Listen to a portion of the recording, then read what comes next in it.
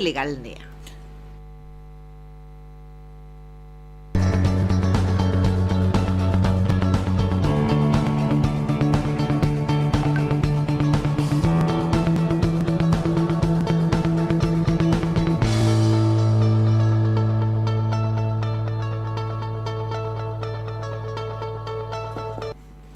Bueno, y hoy nos visita en el estudio la doctora Dayana Magallanes. ¿Cómo estamos? Bienvenida. Me tocó el Jueves Santo. Jueves Santo, madrugando. Fue la asignada. Y el doctor José María González, que está también a través de Zoom, así podemos también hablar. Quiere dar la cara después de la derrota de River. Ah, sí, vos decís que va a salir él como tiene, testigo protegido. Él tiene altura, así que va a salir. Claro. Me complicó la Por altura. supuesto, en el llano o en la altura estamos presentes. Ahí está. Ahí está. En las buenas y en las malas. No como otros que no tienen ni técnico, ¿no? No, y tratando bien a nuestra gente, no como otros. Ajá. Ahí está. Se agrandó. Bueno, gracias porque nos han traído una rosca de Pascua. Qué Me detalle. dijeron ahí que, me dijeron que la doctora no entraba si no iba con algo y bueno, parece que... Esta es la famosa... Ya conoce. Doctor, esta es la famosa rosca legal. ¡Epa! Me gustaría que no sea la judicial. Mientras no sea la rosca judicial. La rosca judicial es más complicado, ¿no? Estamos Sí, ahí. sí, no es tan legal, digamos, no es tan legal No tampoco. la siempre. rosca. Bueno, no sé si están siguiendo el tema, pero qué lío con la sucesión de María Kodama, la viuda de Jorge Luis Borges. Totalmente. A ver, no está claro cuáles serían todos los bienes que podrían llegar a formar parte de una herencia, pero se habla de, bueno, además de bienes inmuebles, de primeras ediciones de obras literarias, condecoraciones del propio escritor. Y a raíz de esto hay todo un tema, porque dicen que ella ya habría designado a una persona que se dedique como una especie de albacea de toda esta obra, pero por otro lado aparecieron sobrinos y dicen, no, bueno, acá a ver qué hay, porque nosotros somos los herederos, a nosotros nos corresponde. Y si hay un testamento, si ese testamento está oculto, si ese testamento está en otro país, anula un testamento lo que podría representarle a alguien. Por ahora no hay por ser testamento, heredero. Y público solo no. estos 5 sobrinos, hijos de su hermano. Y público no, el hermano de María Kodama. Sí. Bueno, vos fíjate, esta es una última publicación que encontré sobre el tema. Sobrinos de María Kodama se presentaron ante la justicia para heredar la obra de Jorge Luis Borges. Estamos hablando, creo, de ser el escritor o uno de los escritores más importantes de la Argentina. Se trata de 5 personas que afirman estar vinculadas con la viuda del escritor. Y hay todo un misterio en torno a esto. Quedó abierto el capítulo de la sucesión.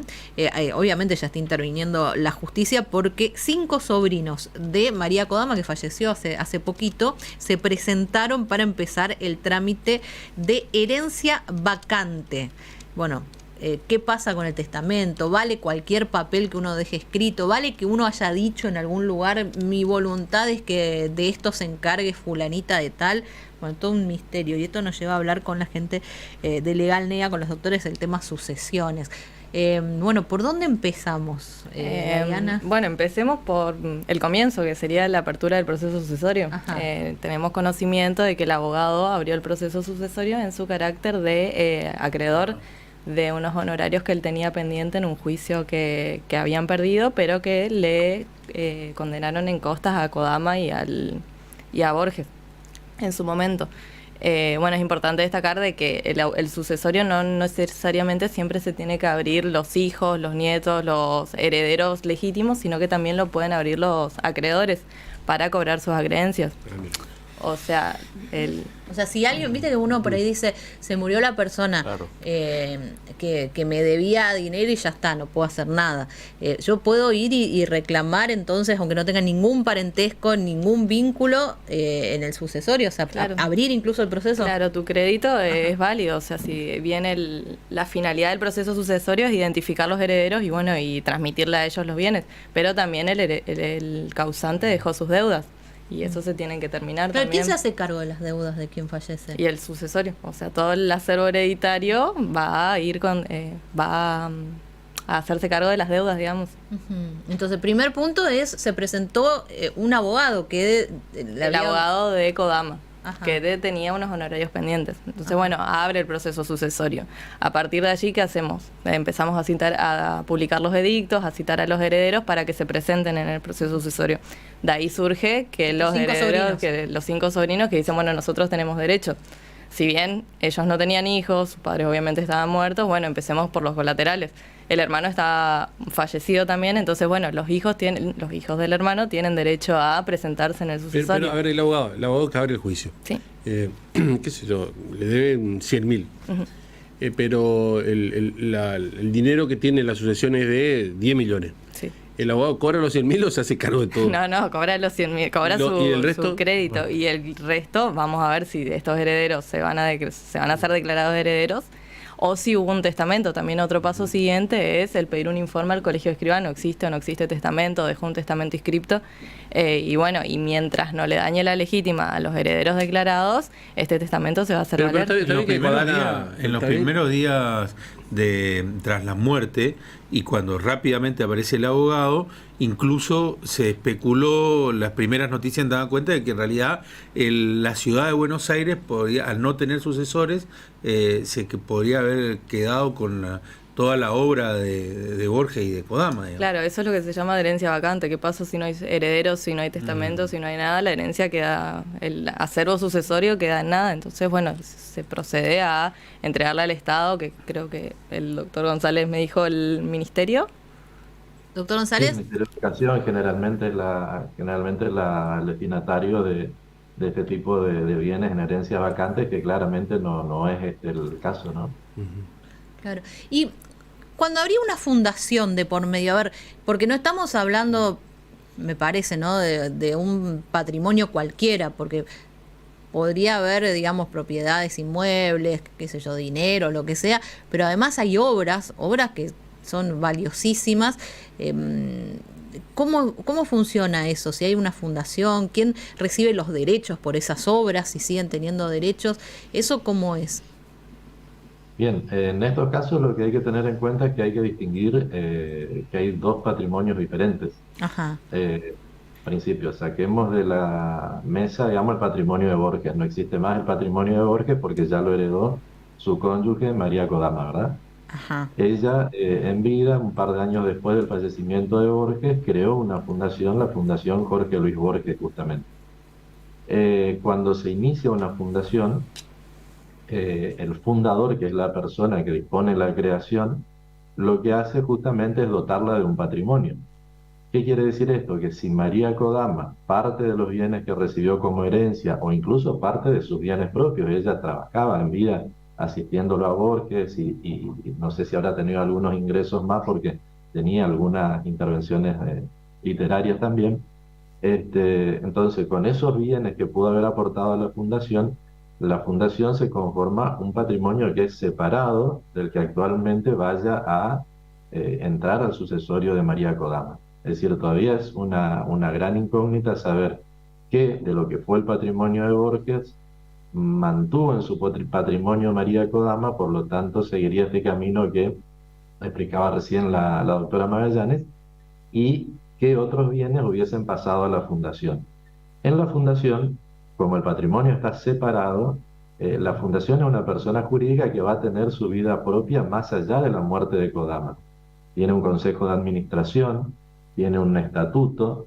Ese estatuto dice de qué manera, en caso de acefalía, como se pudo haber producido acá por la muerte de Kodama, que seguramente era la presidenta de la fundación, quién va a cubrir ese cargo, y la fundación va a continuar con su vida normalmente, digamos, ¿no?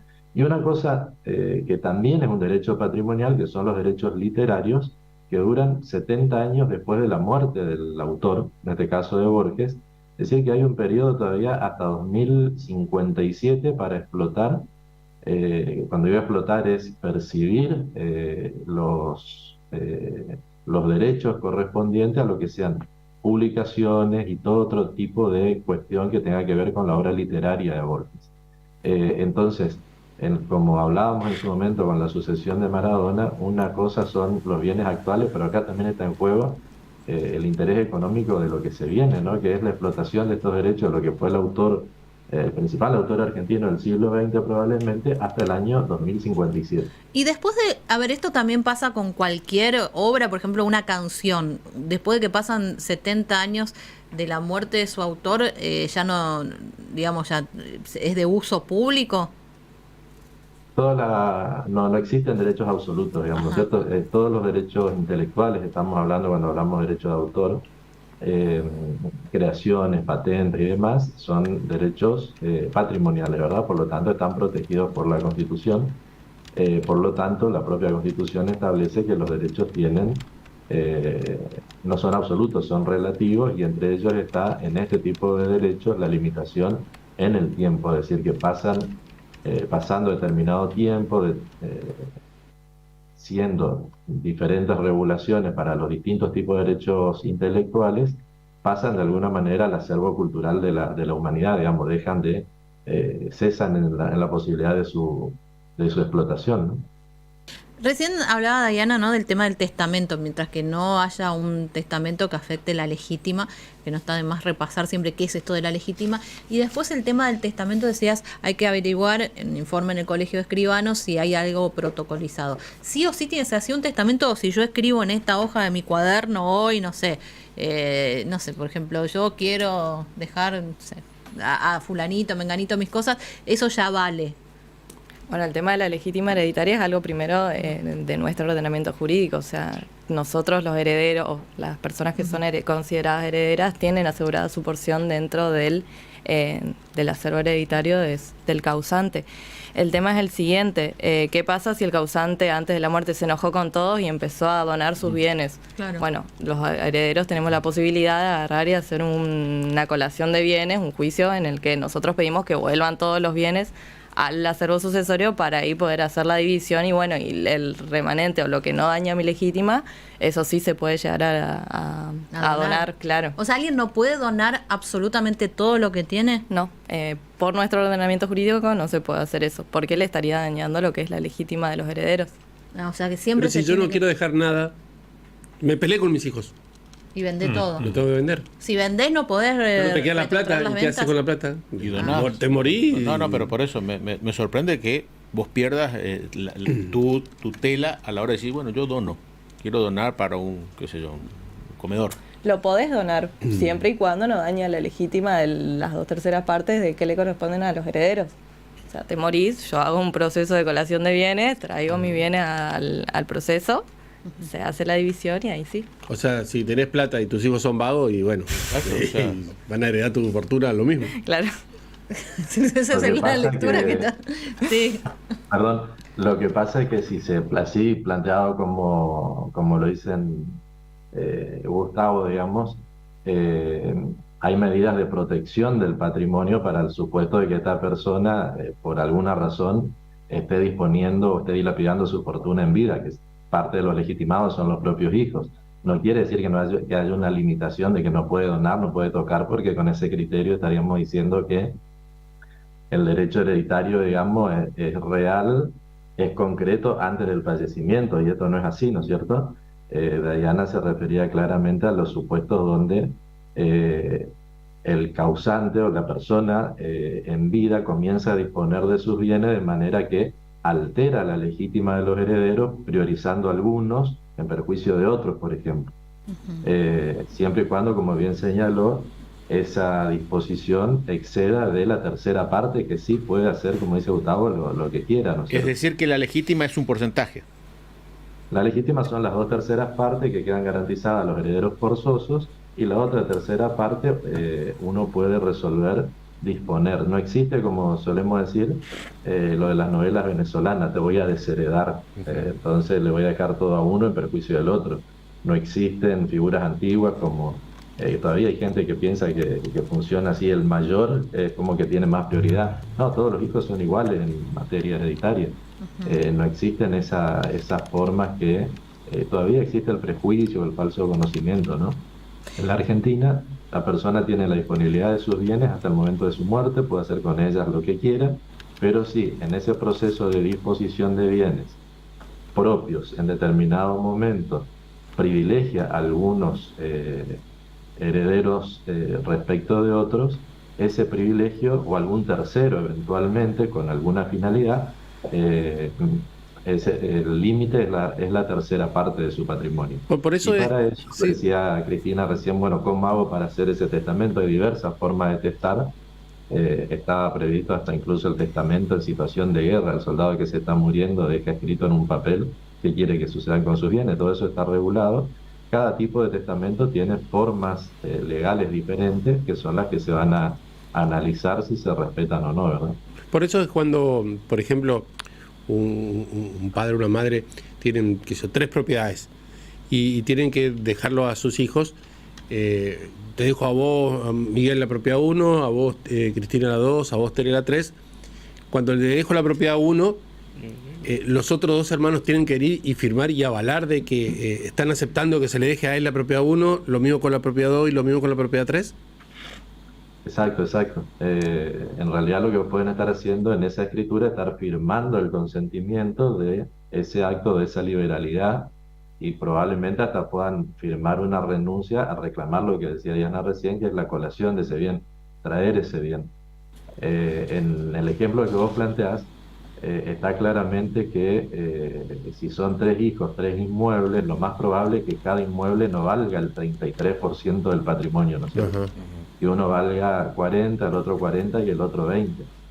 Entonces, habría que analizar si en esos valores el que recibió la propiedad de 20 está por menos de las 2/3 partes, podría eventualmente reclamar una recomposición patrimonial por eso que le faltó recibir hasta llegar a la legítima.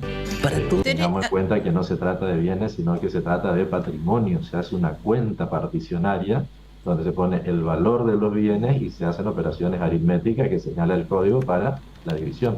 Tere, hay una pregunta, ¿no? Sí, hay preguntas de oyentes. ¿Cuánto tiempo tienen los herederos para presentarse a reclamar? ¿Y qué ocurre si se cerró la sucesión y aparece alguien que viene a reclamar? ¿Se abre de nuevo? Preguntan. Diana. Sí, ellos tienen un plazo de 30 días para presentarse dentro del proceso sucesorio.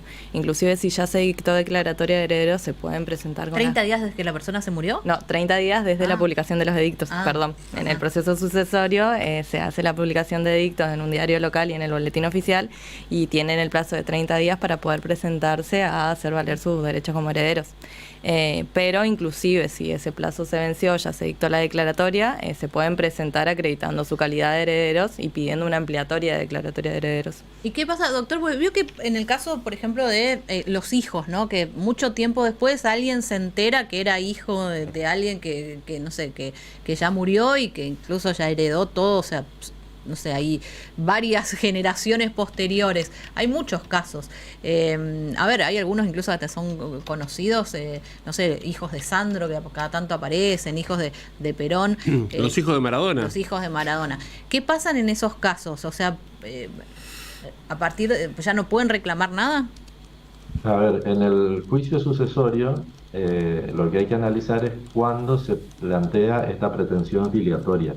Es decir, si estos supuestos hijos, digo supuestos porque todavía no están reconocidos como, no fueron reconocidos como tales, ni están filiados judicialmente, se presentan durante el trámite del proceso, lo que tienen que hacer es ingresar al proceso sucesorio, denunciar su situación, pero también iniciar su juicio de filiación y pedir las medidas protectorias correspondientes, es decir, que no se avance en el juicio sucesorio en la partición, por ejemplo, que sería la división de los bienes entre los herederos. El juicio sucesorio podría llegar hasta hacerse el inventario, podría designarse un administrador, que si hay bienes, si hay negocios, que se encargue de la administración de los bienes, hasta tanto se dilucide el carácter o no de hijos de estos reclamantes o de herederos, y a partir de ahí se los reconozca como herederos y participen del proceso de división. Ahora, si se efectuó la partición, se procedió a inscribir los bienes, se sobreselló el sucesorio, decimos se sobreselló el sucesorio cuando ya se extingue el proceso, no el expediente, porque un dato particular, los juicios sucesorios son uno de los pocos juicios que no se eliminan precisamente por esto. Los demás juicios van a archivo y pasado un tiempo se los incinera, se los quema a los expedientes, o se destruyen los expedientes electrónicos. El juicio sucesorio no. por esta razón de que pueden haber personas. La única manera de revivir el proceso después de este sobreseimiento es que aparezca algún heredero que plantee que ese proceso sucesorio haya sido con mala fe de alguno de los que fue declarado heredero, que por ejemplo no denunció tener un hermano cuyo conocimiento sabía. Claro. Sin embargo, y esto es más común de lo que suponemos, es decir, se presenta un heredero, abre el juicio sucesorio, por eso ahora con muy buen criterio los juzgados nos están intimando a los abogados a que además denunciemos, o nuestro cliente denuncie si hay otros herederos, que denunciemos el domicilio y demás. Si se denunció al heredero, se le notificó que está en marcha el juicio sucesorio y no se presentó, y después, bueno, se hizo la partición y demás, obviamente no tendrá derecho a reclamar. Doctores, muchísimas gracias. Buen fin de semana y felices Pascuas. Igualmente, hasta la semana que viene. Muy felices Pascuas.